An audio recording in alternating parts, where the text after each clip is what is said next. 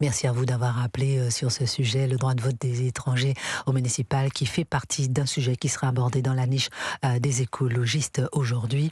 Et c'est vrai qu'on peut se poser la question lorsqu'on voit cette répartition des migrants que veut le gouvernement français un peu dans la campagne. Ensuite, la prochaine étape avec ce basculement démographique que l'on observe, c'est faire voter au municipal. Même si on l'a rappelé, c'est un serpent de mer, il n'empêche qu'on le ressurgit, on le ressort à chaque fois un mois avant les municipales. Merci infiniment à tous d'avoir répondu à ce sujet. On passe à l'autre sujet. Dans un instant, on aura Cécile Dubuisson qui va nous parler de la façon dont elle élève son fils autiste, ses joies, ses peines, ses interrogations, ses souffrances, avec son livre qui est sorti hier chez Fayard.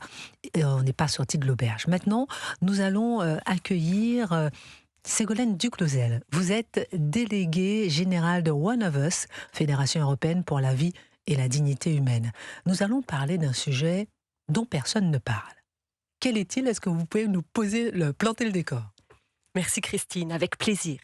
Je viens parler aujourd'hui de la réponse que la Commission européenne doit donner le 25 février prochain à My Voice, My Choice. Quel est le projet de My Voice, My Choice? C'est de créer un fonds européen pour que n'importe quelle femme puisse aller avorter dans un autre pays d'Europe plus permissif que le sien. Pourquoi ce projet est particulièrement scandaleux? D'abord parce qu'il blesse profondément les traités de l'Union européenne qui, dans leur sagesse en 2008, ont très bien défini ce qui, d'un côté, étaient des compétences de l'Europe, comme l'agriculture, par exemple, ce qu'on est en train de vivre avec les questions sur le Mercosur, et d'autres questions comme la santé, l'éducation, la culture, la défense, qui sont des domaines réservés exclusivement à la liberté des États membres. Ce projet vient heurter cette sensibilité très délicate. Chaque pays a sa propre loi sur l'avortement. En France, c'est 14 semaines, ça n'est pas remis en question. Ce qui est absolument scandaleux, c'est de penser qu'aujourd'hui, n'importe quelle citoyenne européenne pourrait aller avorter aux frais de l'Union européenne dans les États les plus permissifs.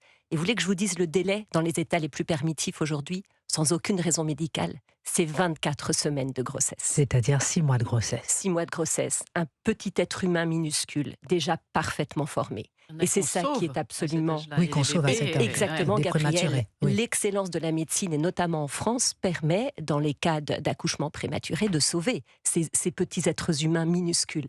Ça, donc, c'est un la immense question scandale. qui se pose, c'est effectivement le piétinement de la souveraineté des nations, parce qu'en France, c'est jusqu'à 14 semaines. C'est jusqu'à 14 semaines. L'avortement est protégé par la Constitution en France, ça a été décidé. Alors, il y a eu un vote en décembre 2025, Ségolène Duclosel, dites-nous de quoi il s'agit, et rappelez-nous donc ce vote du 25 février, qu'est-ce que ça va changer? Le 25 février, c'est pour le fonds. Le fonds qui permettra donc à toutes les femmes, donc c'est un fonds qui permettra de financer le déplacement et l'avortement de toutes les femmes jusqu'au pays le plus permissif, c'est-à-dire jusqu'à 6 mois de grossesse. Alors, je vais y revenir tout de suite. Ce qui a été voté le 17 décembre Et dernier, le 17 décembre, voilà, au Parlement européen, commençons par ça. 358 voix pour, 202 voix contre, c'est une résolution. Donc une résolution en droit européen, c'est symbolique, ça n'a pas valeur législative.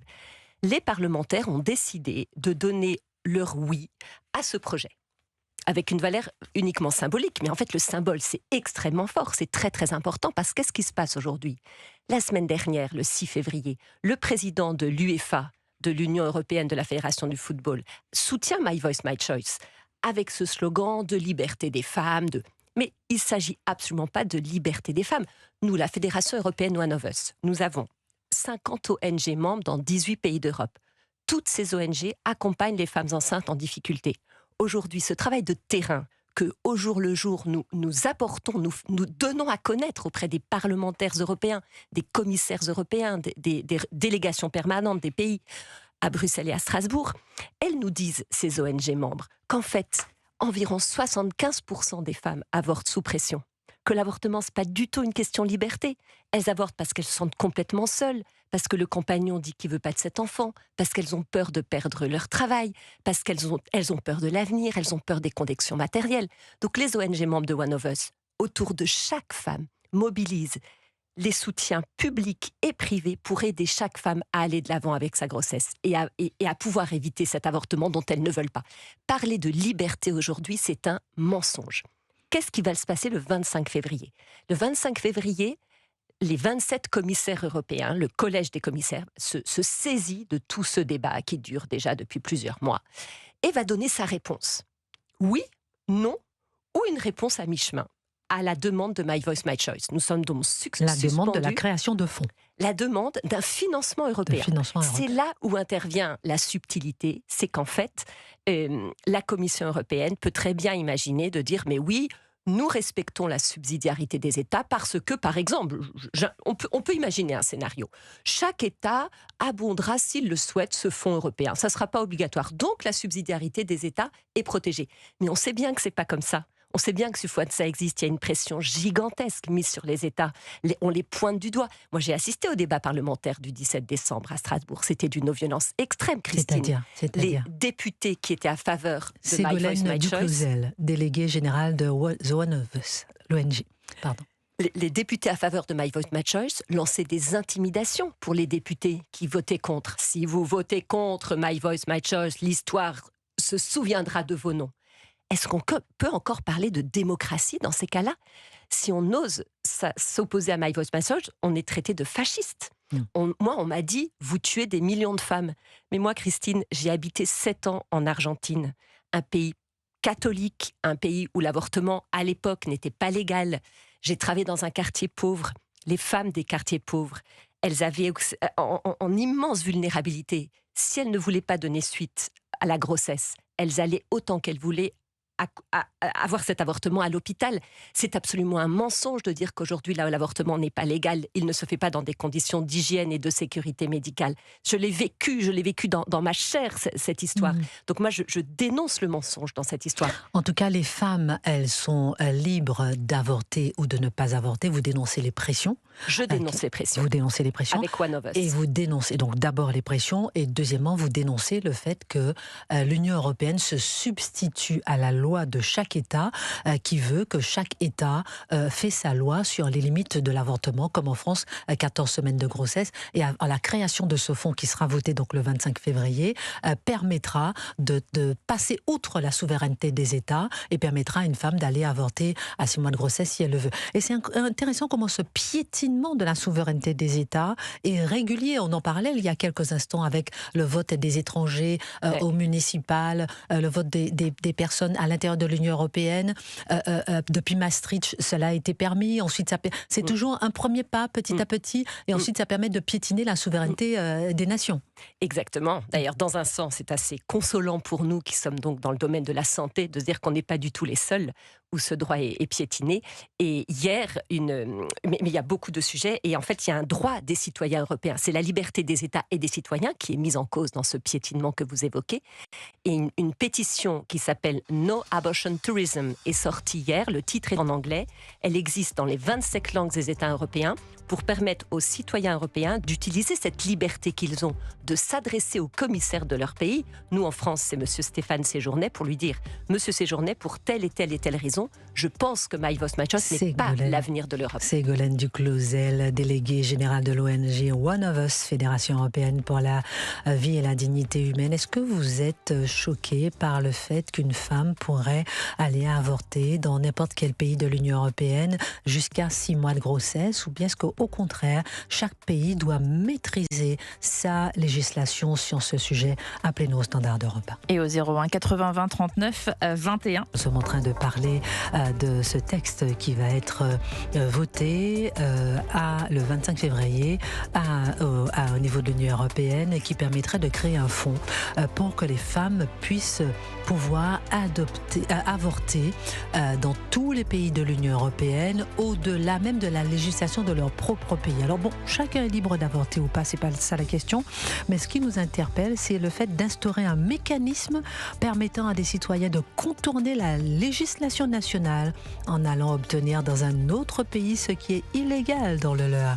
Gabriel Cluzel veut réagir, ensuite Ségolène Duclozel de One of Us. Non, c'est simplement un petit pas de côté par rapport aux débat, mais il se trouve que c'est au cours de ce vote, le 17 décembre, ce vote donc sur ce sujet, My Voice, My Choice, c'est ça, que l'eurodéputé Laurence Trochu a voulu faire passer un petit amendement qui aurait paru être une évidence. Personne n'aurait eu l'idée même de proposer cet amendement il y a quelques années, et qui consistait à affirmer que seules des femmes peuvent être enceintes.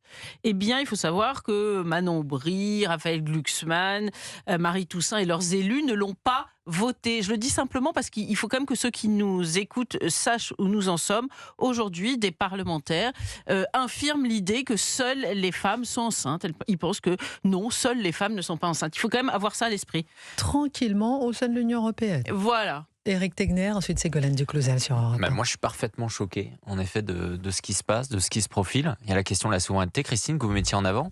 Je trouve qu'il y a vraiment l'idée aussi que c'est un débat impossible aujourd'hui.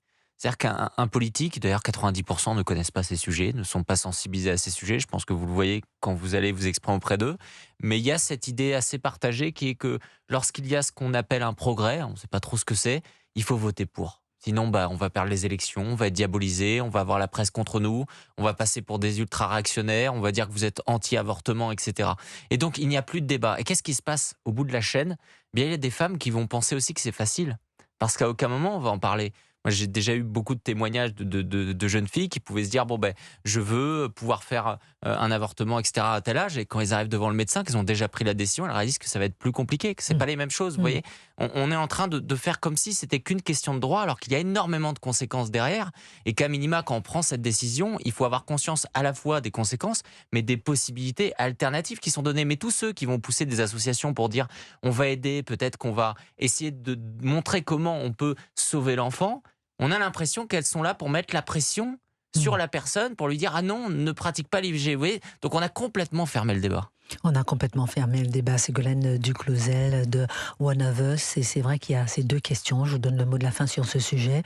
À la fois ces pressions qui sont faites pour pouvoir avorter sans pour autant laisser la femme un peu libre. On a l'impression d'être libre, mais on ne l'est pas forcément. Donc il y a cette première question, est-ce que la femme est vraiment libre sur ce sujet, vu ce que vous avez témoigné, que vous avez vu lors de ce vote au mois de décembre. Et la deuxième question, c'est effectivement instaurer ce mécanisme qui permettrait à des citoyens de contourner leur législation nationale en allant obtenir dans un autre pays ce qui est légal dans le leur, et ça pose question au niveau de la souveraineté des États, cette possibilité de pouvoir avorter jusqu'à 6 mois de grossesse dans un autre pays.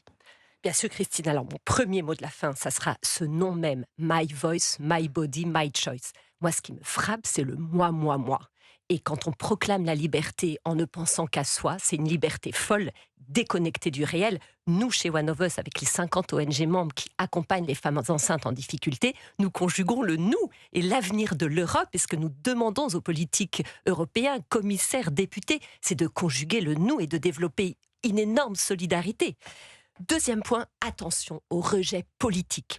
À force de piétiner les libertés des États, les libertés des citoyens, l'Union européenne risque fort de provoquer un rejet que je ne souhaite pas, mais que j'observe. On le voit avec les agriculteurs, on le voit avec beaucoup de sujets. Et ça, c'est le sujet dont vous parlez, Ségolène Duclouzel.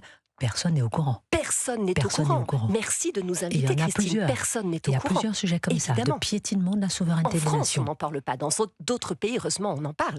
Attention à la traduction politique des réactions que peuvent provoquer ce viol, en fait, des lois des États. Moi, je réclame pour les femmes la liberté d'éviter l'avortement quand elles le souhaitent. La liberté d'éviter l'avortement, c'est ce que nous disent les ONG membres de One of Us partout en Europe. Et voilà, que chacun soit libre de choisir. Merci Ségolène Duclouzel, déléguée générale de One of Us, Fédération européenne pour la vie et la dignité humaine. Et on suivra effectivement ce vote le 25 février au niveau de l'Union européenne sur cette possibilité et ce mécanisme qui permet de contourner la législation dans ce propre pays. Merci infiniment.